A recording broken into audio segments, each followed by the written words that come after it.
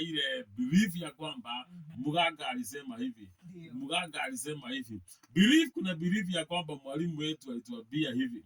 Alisema 1 + 1 is 2. Yes. Na akasema 1 × 1 is 1. Tunaamini hiyo kitu inakuwa hivyo.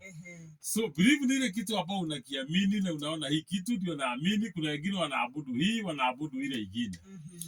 Kwa hivyo belief siko hivyo. Kwa hivyo leo utangulizi wangu ni kwamba nataka kufundisha watu to believe in God. Amen. Believe in God. Na wakaweza kubelieve in his prophet. Unajua Chronicles inasema ya kwamba 2 Chronicles 22 inasema ya kwamba believe in God for you to be established. And believe his prophets for you to prosper. Ndiyo. Kwa hivyo ukishaamini Mwenyezi Mungu utakuwa established katika hii dunia. Ndiyo. Ukiwa imani yako kwa Mungu, Mwenyezi Mungu ndiye huanya watu wajulikane. Ndiye anafanya watu, wale watu wasaniwa ndio wanatafuta majina. Yes. Wanaenda wengine kwa Freemasons, wengine kwa Devil Worshippers, wakitafuta njia ya kujulikana.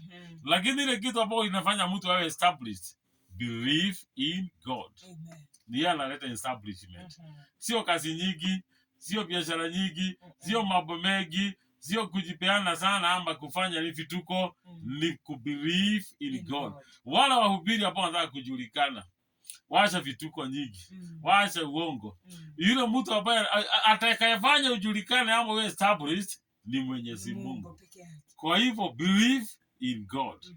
Na Mungu ambaye anakuambia ubelieve ni ile mambo ambayo hai make sense. Mambo yote ya Mwenyezi Mungu haikwambia ufanye hai make sense. Ndio.